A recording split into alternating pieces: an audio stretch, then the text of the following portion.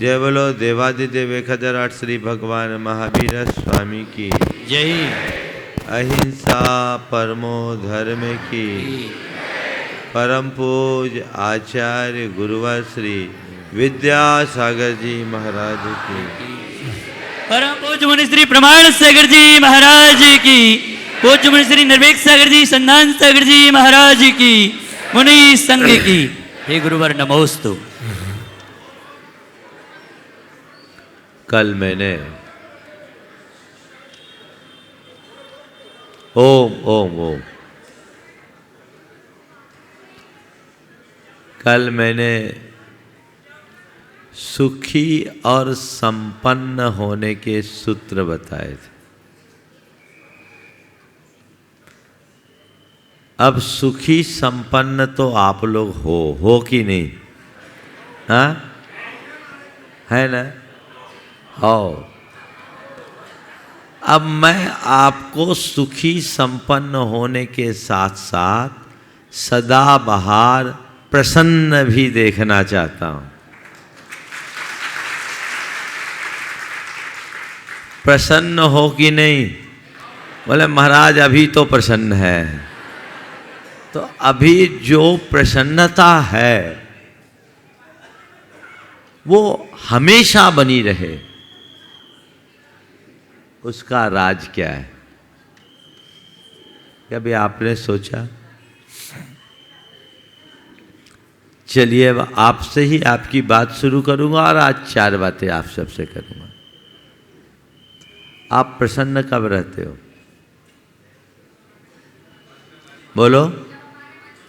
हाँ, जब मन की हो जाती है तो हम प्रसन्न रहते हैं, है ना? तो अब ये बताओ क्या क्या चीजें हैं जो तुम्हारे मन की होती? हाँ, क्या क्या बोल रहे? मैं तो ठीक है, मैं पूछ रहा हूं क्या क्या चीजें हैं जो तुम्हारे मन की होती है जिससे तुम प्रसन्न होते हो? वो तो अभी की बात है, अंतरंग की बात समझने की है। जब चीजें हमारे मन की होती है तो हम प्रसन्न रहते हैं, और जब हमारी मन की नहीं होती हम खिन्न हो जाते हैं।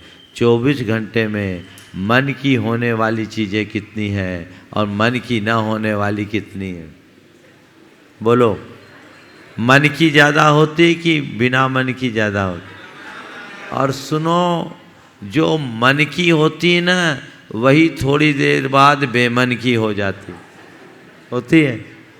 हाँ, 2-1 उदाहरण से अपनी बात को आगे बढ़ा रहा हूं।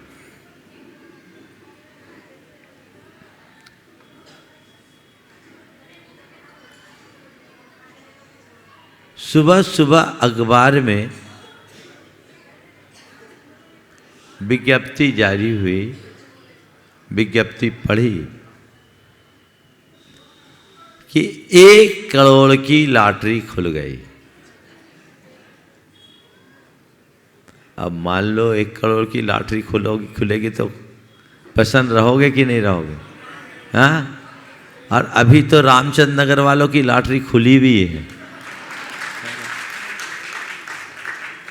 अब विज्ञप्ति निकली, 1 करोड़ की लॉटरी खुल गई, फूला न समाया।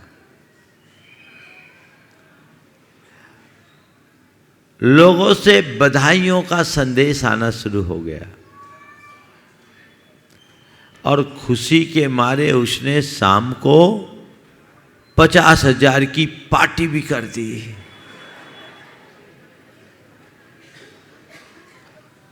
सुबह हुई, दूसरे दिन अखबार सामने आया, उसमें एक दूसरी विज्ञप्ति छिपी, भूल सुधार। कल जो मैसेज था उसमें सब कुछ ठीक था, बस शुरुआत जो 1 से थी उसकी जगह 2 करना था। कल जिस अखबार से उसे प्रसन्नता हुई अखबार की वही विज्ञप्ति उसकी उदासी का कारण बन गई, है ना।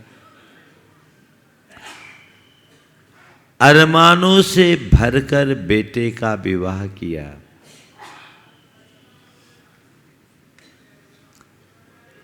सब कुछ बहुत अच्छा हुआ।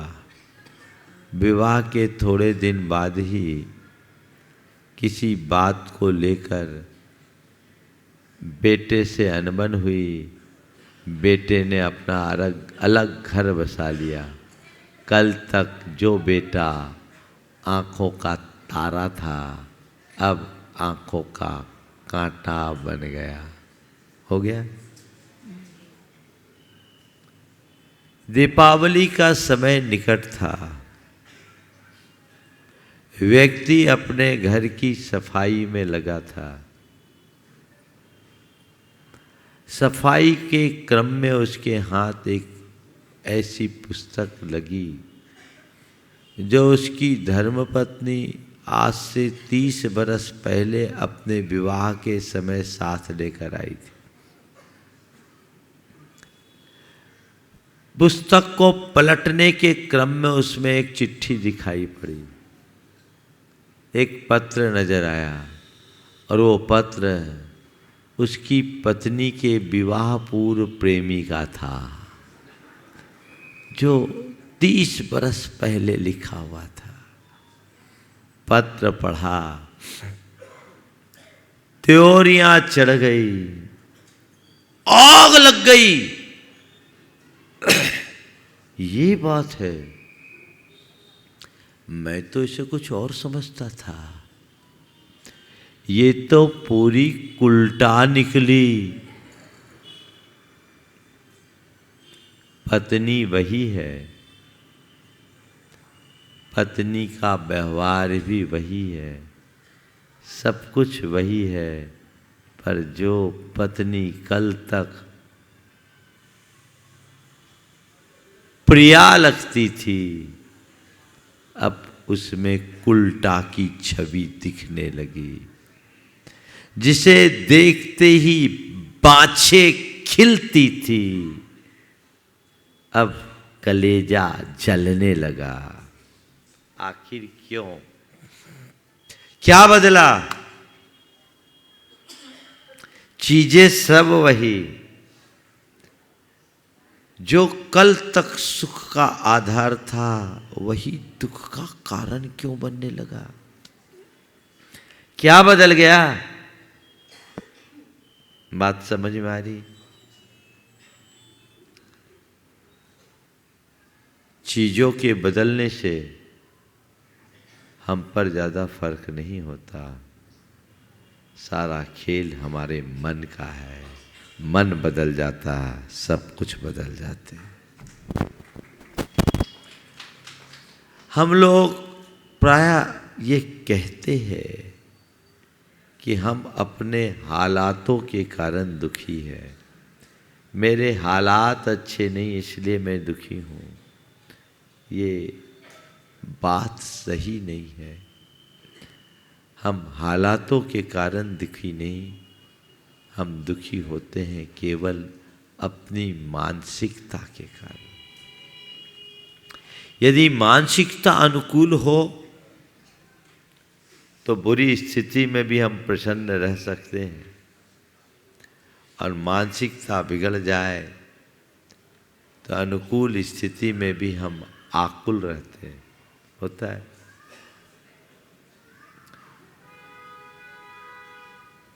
सही मानसिकता वाला व्यक्ति फुटपाथ में भी आनंद की नींद पूरी कर लेता है, और जिसका मूड ऑफ हो वो एयर कंडीशन में भी करवटें बदलने को बाध्य हो जाता है। प्रसन्नता हमारे भीतर है। चीजें मेरे मन की हो ये मेरे हाथ में नहीं। चीजें मेरे मन की हो ये मेरे हाथ में नहीं है, पर मैं अपने मन को चीजों के अनुरूप बनाऊं ये सबके हाथ में है। मन को परिस्थितियों के अनुरूप ढालो। परिस्थितियों को अपने अनुरूप ढालने की कोशिश बड़ी कठिन है। परिस्थितियों को अपने अनुकूल ढालना बहुत कठिन है, पर खुद को परिस्थितियों के अनुकूल ढाल लेना अति सरल है। तो सदा बहार प्रसन्न रहना चाहते हो तो हर परिस्थिति के अनुरूप अपने आप को ढालने का अभ्यास कीजिए। परिस्थितियों के अनुरूप अपने आप को ढाले। कैसे ढाले? 4 बातें। सबसे पहली बात, विधि के विधान पर विश्वास। क्या है? विधि के विधान पर विश्वास करने का मतलब, ये तो आप लोग मानते हो कि संसार की सारी व्यवस्थाएं हमारे अधीन नहीं है। मानते हो कि नहीं मानते? किसके अधीन है? बोलो। हाँ, आज जो तुम्हारा ठाट बाट है वो किसके कारण है? तुम्हारे दम पर है? बोलो, किसके बल पर है? हाँ, कर्म। मानते हो? और यदि किसी की हालात खराब है तो उसके पीछे कौन है? हाँ, कर्म है। मानते हो? तो फिर तुम्हारा ठाठ तुम्हारे कर्म की देन, और तुम्हारी परेशानियां भी तुम्हारे कर्म से। इस पर जब विश्वास है तो फिर रोना क्यों रोते हो? दोनों को कर्म का फल मान करके स्वीकार करो ना। ये संसार पुण्य पाप का खेल है। अनुकूल है तो भी कर्म के कारण, प्रतिकूल है तो भी कर्म के कारण। ये जब तुम्हारे पास रेलम पेल हो तो समझ लो ये कर्म का उदय है, और तुम्हारा बंटा धार हो तो समझ लो कर्म का उदय है। हमारे जीवन में जितने भी अनुकूल प्रतिकूल संयोग हैं वे सब कर्म के अधीन हैं। तो कर्मोदय मानकर अगर हम उनको स्वीकार कर लें तो क्या हमें आकुलता होगी? किंचित भी? तो चाहे तुम्हारे जीवन में कोई भी विपत्ति हो, चाहे जैसी बीमारी हो, चाहे जैसा वियोग हो, चाहे जैसी विसंगति हो, क्या मानना है? ये विधि का विधान है। ठीक है, कर्म का उदय। विचलित हो गए, मेरे जीवन में मेरे ऊपर कोई विपत्ति ना आए ये मेरे हाथ में नहीं है, पर बड़ी सी बड़ी विपत्ति में भी मैं विचलित ना हो ये तो मेरे हाथ में है। बोलो। तो हमें क्या करना चाहिए? जो अपने हाथ में है उसे सहेजना चाहिए, या जो अपने हाथ से बाहर है उसके पीछे भागना चाहिए? हाँ, जो अपने हाथ में उसे सहेजना चाहिए। करते क्या हो? करते क्या हो? जो हाथ में नहीं है उसके पीछे भागते हो। तो ऐसे व्यर्थ में हाथ पांव मारने से क्या होगा? रिजल्ट शून्य होगा। तो व्यर्थ में हाथ पांव मत मारो, जो अपने हाथ में है उसे सहेजो। जिसके हृदय में कर्म सिद्धांत पर विश्वास होता है वो बड़ी सी बड़ी बाधा से भी विचलित नहीं होता। मेरे संपर्क में एक सज्जन है, उनके साथ बड़ी विचित्रता हुई। व्यापार में भारी नुकसान हुआ। धर्म पत्नी की किडनी फेल हो गई और एक बेटा अर्ध विक्षिप्त हो गया। ये तीनों प्रसंग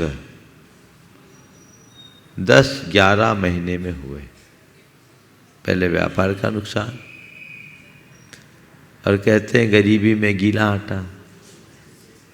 फिर पत्नी की किडनी खराब हुई और इसी बीच उनका ब्रिलियंट बेटा, मेरिट में आने वाला बेटा, अर्ध विक्षिप्त हो गया। 3 घटना किसी भी व्यक्ति को हिला देने वाली है। लेकिन वो बड़ा तत्वज्ञानी था।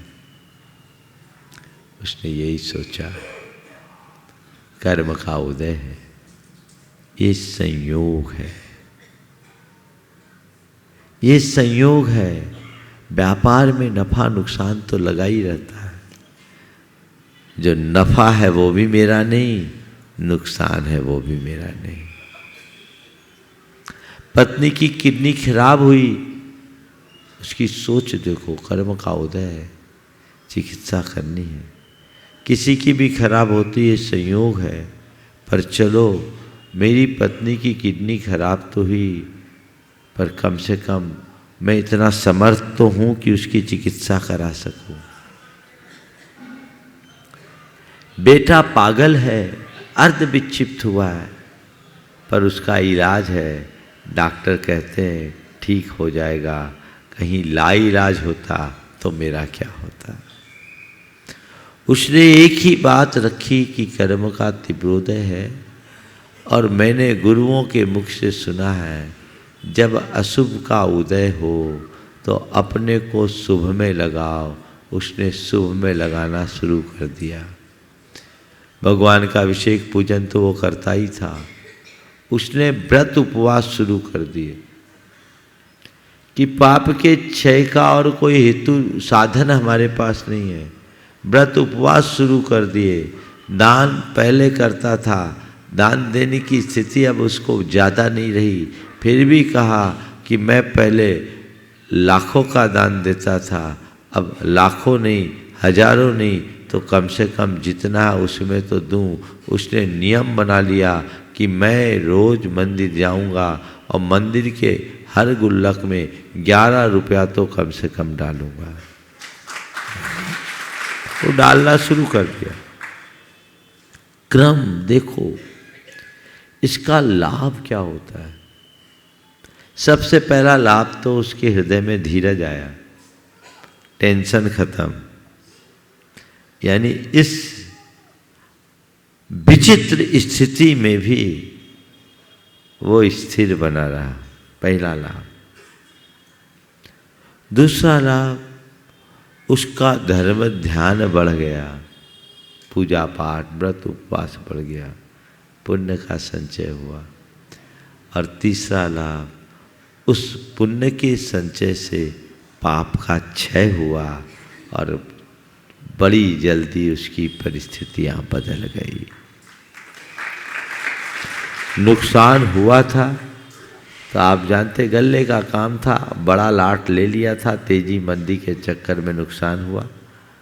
तो हम तो जानते हैं गल्ले का काम बोरों का होता है, माल भी बोरों से आता है, कमाए तो नोट भी बोरों से आता है, और जाए तो आदमी भी बोरों पे आता है। धैर्य नहीं खोया, उसका व्यापार भी संभला, नुकसान की भरपाई हुई। आज पहले से अच्छी स्थिति में। उसकी धर्मपत्नी की किडनी उसने ट्रांसप्लांट करा दी, खुद की किडनी दी। आज पति पत्नी दोनों ठीक है। और निम्हांस में अपने बेटे का इलाज कराया, बेटा भी पूरी तरह ठीक है।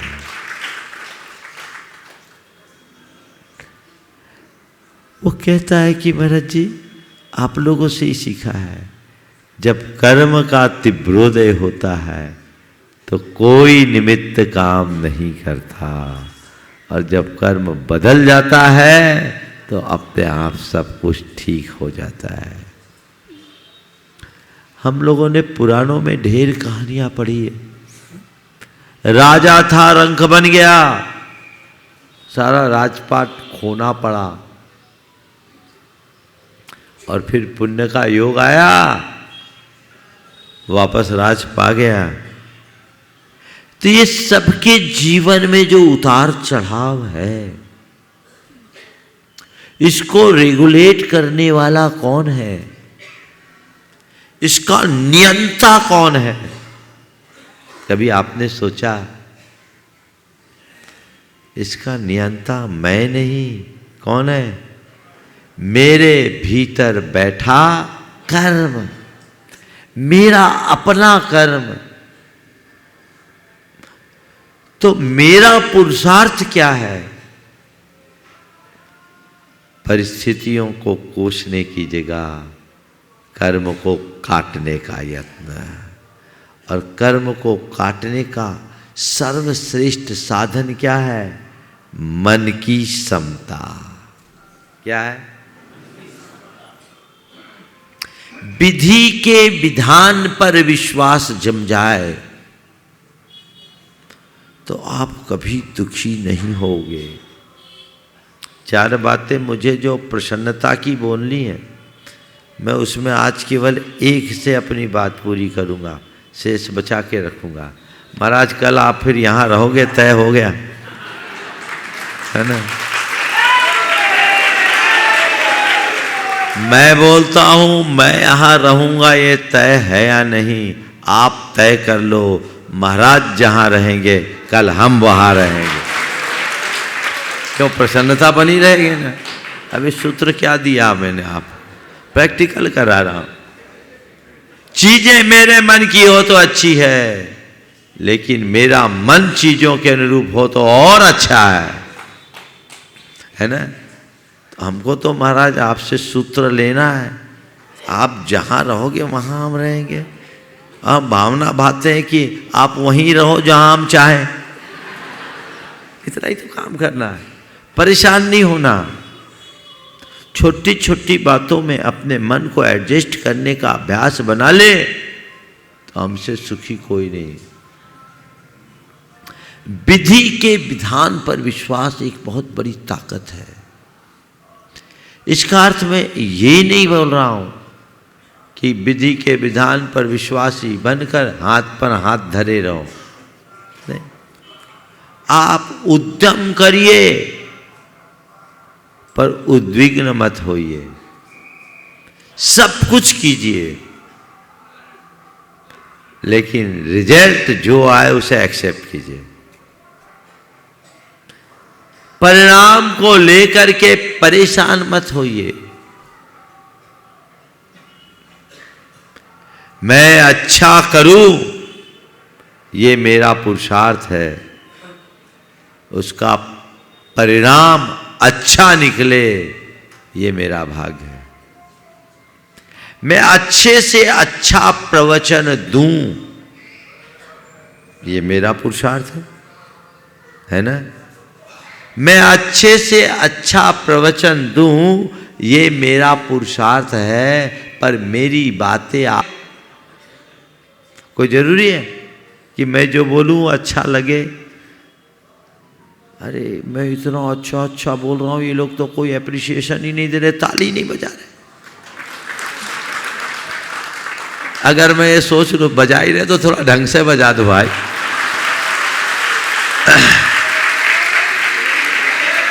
सर्दी में थोड़ा होने तो होते ना, एक्सरसाइज हो जाती, आजू बाजू वालों की नींद भी चले जाती। तो क्या हुआ? जब मैं अपने पुरुषार्थ पर ध्यान देकर अपनी बात करता हूं, मेरे अंदर उत्साह उमड़ता है और परिणाम को सहज भाव से स्वीकार करता हूं। आनंद रहता है, प्रसन्नता रहती। और यदि मैं परिणाम को लेकर अपना कोई आग्रह जगा लूं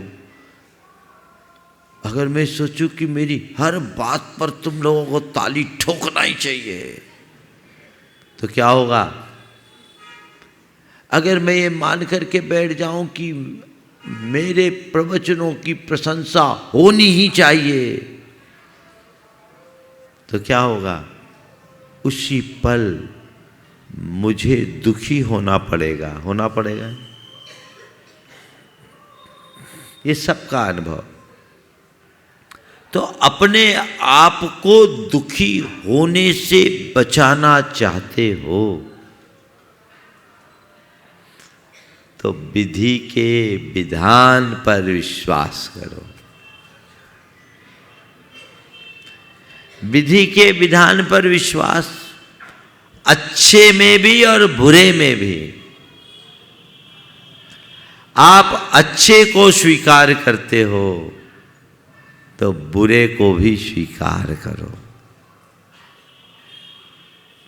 समझिए, अच्छे को स्वीकार करते हो तो बुरे को भी स्वीकार करो।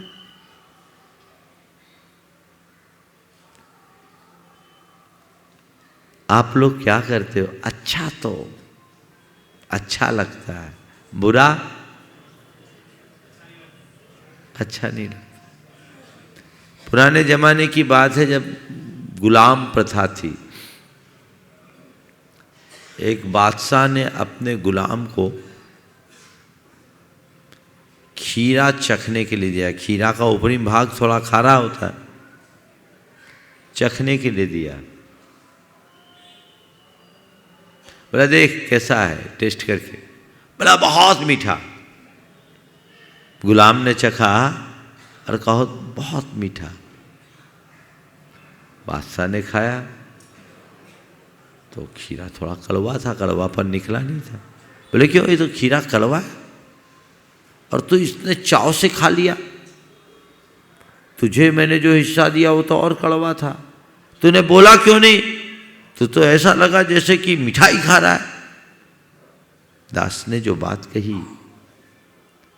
बहुत गहरी है, समझने की।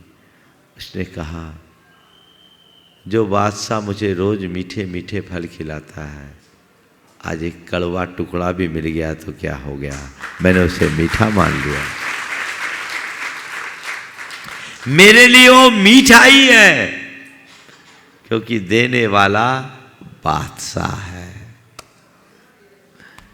बंधुओं, पुण्य के फल को आनंद से भोगते हो, पाप के फल को भी तो स्वीकारने को तैयार रहो, उसका भी तो स्वाद लो। देने वाला तो वही कर्म है। विधि के विधान पर विश्वास रखने वाला मनुष्य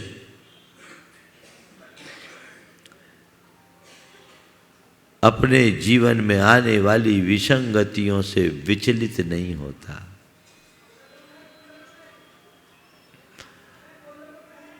न तो पुण्य में अभिमान करता है और न ही पाप में दीनता लाता है। दोनों में समबुद्धि बनाए रखता है। दोनों तो समान है। अच्छे और बुरे को समान मानना, दोनों के स्वागत में तत्पर रहना एक सच्चे ज्ञानी की पहचान है। राजा भोज के जमाने में एक विचित्र सा व्यक्ति राजा भोज के दरबार में पहुंचा।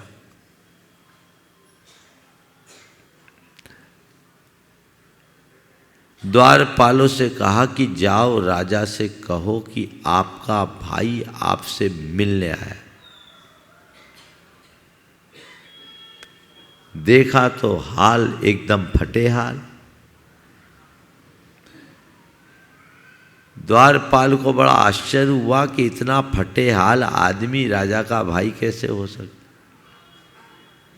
लेकिन उसने बड़ी दृढ़ता से कहा कि जाओ राजा से कहो कि आपका भाई आपसे मिलना चाहता है। जब उसने इतना जोर देकर कहा तो राजा तक संदेश पहुंचाएगी कि बाहर एक फटे हाल सा आदमी अपने आप को आपका भाई बोलता है, आपसे मिलना चाहता है, क्या आज्ञा है। राजा को भी बड़ा कुतूहल हुआ, बोले उसको आने दो। आया, राजा अपने दरबार में था और वो ऐसी भावभंगिमा से राजा को देखे जैसे बड़ा चिर परिचित। पहचाना? पहचाना? तुम कौन? बोले नहीं पहचाना। अरे तुम्हारा भाई। मेरा भाई कैसे? राजा बन गए, सब भूल गए। अरे मैं तुम्हारा भाई हूं। बोले कैसे? तुम मेरे भाई कैसे हुए? बोले सुनो,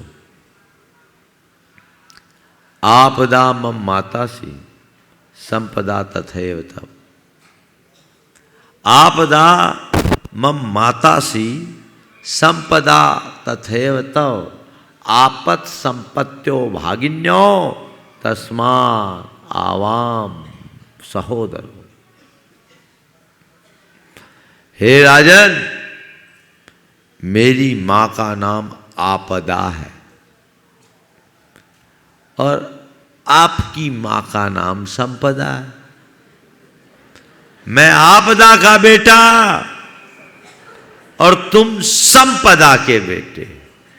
और आपदा और संपदा दोनों सगी बहनें हैं, तो हम दोनों मौसेरे भाई हुए कि नहीं हुए? बोलो। जो पुण्य से ठाट है वह भी कर्म है और जो पाप का प्रकोप है वह भी कर्म है, और दोनों में समता बनाए रखना ही तुम्हारा धर्म है।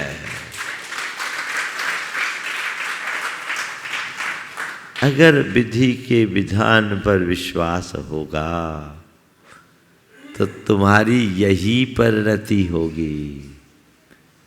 आप लोग क्या करते हो? विधि के विधान पर विश्वास तो रखते हो, पर खूब हाथ पांव मार लेते हो, और खूब हाथ पांव मारने के बाद आखिरी में कहते क्या करे कर्म का उदय है। यही है ना? जो बात आखिरी में उससे पहले ही क्यों नहीं स्वीकारते? विचलित मत होना। कर्म की मार महापुरुषों को भी पड़ती है। कई बार इतना दुख मेरे ऊपर क्यों? एक बार एक ने कहा महाराज हमने जीवन में कोई गलत काम नहीं किया, फिर भी मेरे परिवार में इतनी विपत्तियां क्यों? मैंने कहा पारसनाथ भगवान से मिलो, 10 भाव के रिकॉर्ड में कोई भी गलत काम नहीं दिखता, फिर भी उनमें विपत्तियां क्यों? बोलो। पारसनाथ भगवान धर्मी थे कि नहीं? गारंटेड धर्मी। तुम में तो नकली धर्म भी हो सकता है, ठीक है नहीं? एकदम 24 कैरेट सोना थे, 10 भावों में उनका कोई रिकॉर्ड खराब नहीं है, लेकिन पुराना कर्म का बैलेंस और संयोग कुछ ऐसा कि 10 भाव में कर्म ने झटके पर झटके दिए, लेकिन हर उपसर्ग में उनका उत्कर्ष हुआ। यही वेद विज्ञान का प्रताप है। विपत्तियां आएगी, घबराना नहीं। और एक बात मैं और कहता हूं साथ में,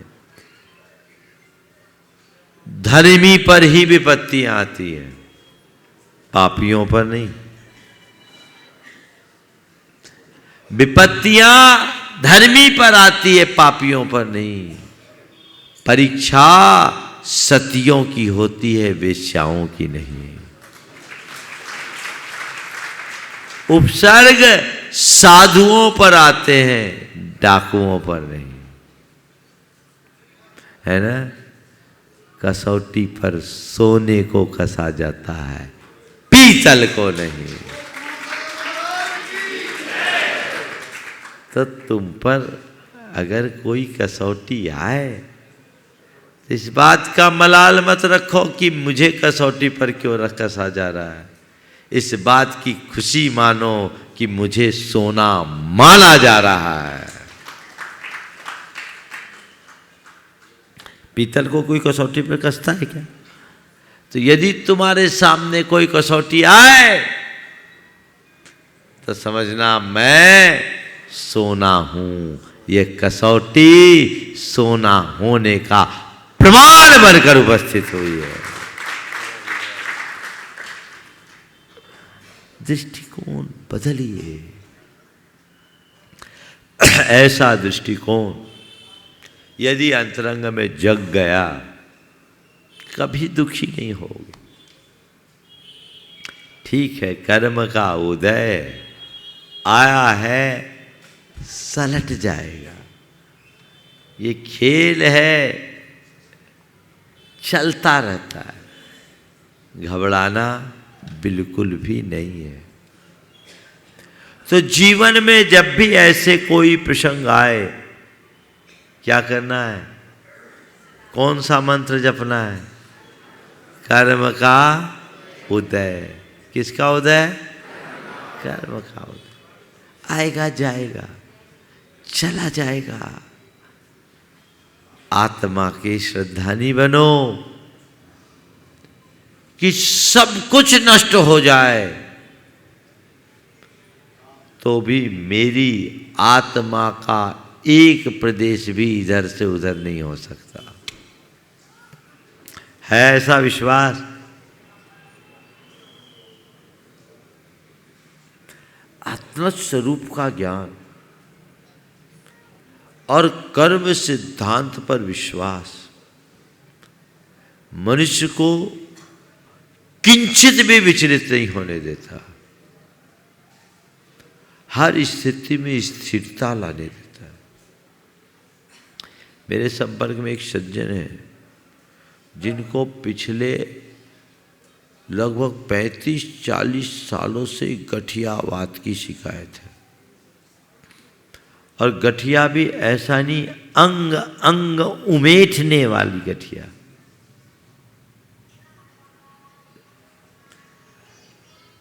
सामान्य व्यक्ति तो उसे बर्दाश्त ही नहीं कर सकता। भयंकर वेदना, कोई दवाई काम नहीं करती। दूसरा व्यक्ति होता तो हो सकता सुसाइड कर लेता, लेकिन एक तत्वज्ञानी व्यक्ति, एक भेद विज्ञानी व्यक्ति, एक कर्म सिद्धांत पर विश्वास रखने वाले व्यक्ति की बात मैं आपसे कर रहा हूं।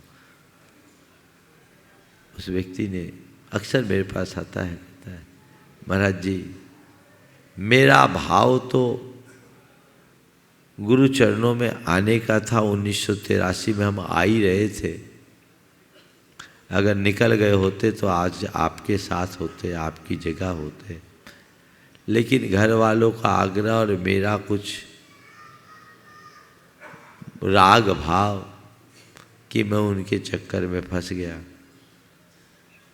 तो मैं बंध गया। पर मेरी परिणति में तो तपस्या लिखी थी। महाराज मैं इसे बीमारी के रूप में नहीं देखता, इसे अपनी तपस्या के रूप में स्वीकारता हूँ, कर्म काटने का निमित्त मानता हूँ। मैं हर पल यही सोचता हूँ कि हे प्रभु मेरे जितने भी कर्म हैं यहीं कट जाए। ये मेरे ही कर्म है, ओम ये मेरे ही कर्म है, मुझे खुद को भोगना पड़ेगा। मैं और तपस्या नहीं कर पाया। महाराज वेदना तो असहनीय होती है, पर मैं अपनी ज्ञान शक्ति के द्वारा उससे विचलित नहीं होता। मैं यही सोचता हूँ ये वेदना तन में है, मुझे नहीं, मेरी चेतना में नहीं, मैं देह नहीं चेतन आत्मा हूँ। ये खेल कर्म खिला रहा है। महाराज जब जाएगा तब जाएगा। मैं तो इसका ज्ञाता और दृष्टा बनने का अभ्यास करता हूँ। आप आशीर्वाद दें कि मेरी परिणति में जो थोड़ा बहुत देह भाव आता है वो भी खत्म हो जाए, ताकि मैं आनंद में निमग्न रह सकूं। बोलिए, मेरी दृष्टि में ऐसा व्यक्ति कोई सामान्य व्यक्ति नहीं, महायोगी तपस्वी है, भले वो कपड़े में है, भले वो गृहस्थी में है, आज भी वो जी रहा है। हम भी ऐसा कर सकते हैं। कर्म सिद्धांत पर विश्वास, आत्मस्वरूप पर विश्वास जीवन की दिशा और दृष्टि बदल देगा। आप लोग पल पल में विचलित हो जाते हो, थोड़ी थोड़ी सी बातों में हाय तौबा मचा देते हो। आखिर क्या अर्थ है इसका? अपने जीवन में आगत समस्याओं का समाधान हमें खुद ही निकालना होगा, कोई दूसरा नहीं निकाल सकता। इसलिए आज अधिक विस्तार न देकर बातें 4 करनी थी, पर मैंने बचा ली आगे के लिए, हाँ कल के लिए। कल का पक्का है, सुन तो लो भाई, क्या पक्का है? कल आप लोगों को प्रसन्न करने वाला प्रवचन पक्का है ना? प्रसन्न ही रहना चाहते हो तो आपको ये तय करना है कि कल महाराज जहाँ रहेंगे हमें प्रवचन में आना है। और महाराज कहाँ रहेंगे ये कल पता लग जाएगा।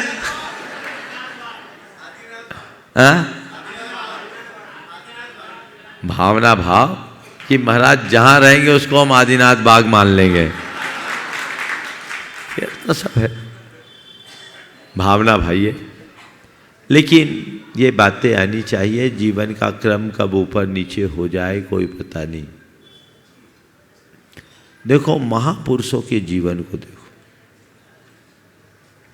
जीवनधर कुमार एक राजकुमार जिस दिन मां के पेट में आए पिता की मृत्यु हो गई, सारा राज छिन गया। मां को पूर्ण प्रसूत गर्भ की स्थिति में घर से भागना पड़ा। उसको जन्म उसने शमशान में दिया। जन्म देकर अपना दूध भी नहीं पिला पाई। अपने बच्चे की जान को बचाने के लिए उसने उसकी पहचान छिपाई, खुद को छिपाई। तुरंत का जन्मा बच्चा शमशान में जन्म लिया, माँ का दूध भी नहीं पी पाया। और इधर एक सृष्टि जिससे मृत पुत्र की उत्पत्ति हुई, उसका अंतिम संस्कार करने आया और सर्व लक्षण संपन्न बच्चे को खेलता देख उसे आश्चर्य हुआ, ये क्या है? और उसने उस बच्चे को अपना बच्चा बना लिया। इधर माँ बाप को खोया, राज्य खोया, सब खोया, इधर सृष्टि ने अपना लिया। जीवनधर कुमार जो एक कामदेव के रूप में जन्मा, महापुरुष, महापुण्यशाली, लेकिन उसका भी पाप कैसा कि जन्म भी शमशान में हुआ। कैसा अभागा कि मां का दूध भी नहीं पी पाया, सब खो चुका। और इधर पुण्य जागा कि उससे माँ बाप भी मिल गए, पालन पोषण हुआ, आगे बढ़ा और जहाँ गया वैभव पाया और बाद में अपने खोए हुए साम्राज्य को फिर से पा लिया। खेल है, कब किसके साथ कैसा घट जाए पता नहीं, इसलिए वो स्थिरता अपने अंदर बननी चाहिए और चीज़ों को यथास्थिति स्वीकार करने की आदत बनाना चाहिए। जो मनुष्य कर्म सिद्धांत और आत्म तत्व पर विश्वास रखता है उसमें घोर सहनशीलता और समता आती है और अपनी इसी सहनशीलता और समता के बल पर वह कर्म को काट पाता है, कर्म को नष्ट कर पाता है, अपना जीवन निराकुलता से जी पाता है। तो सभी निराकुलता पूर्वक अपना जीवन जिए और जीवन को आनंद से आगे बढ़ाए। इस भाव से मैं अपनी वाणी को विराम देता हूँ। बोलिए परम पूज्य आचार्य गुरुवर श्री विद्यासागर जी महाराज।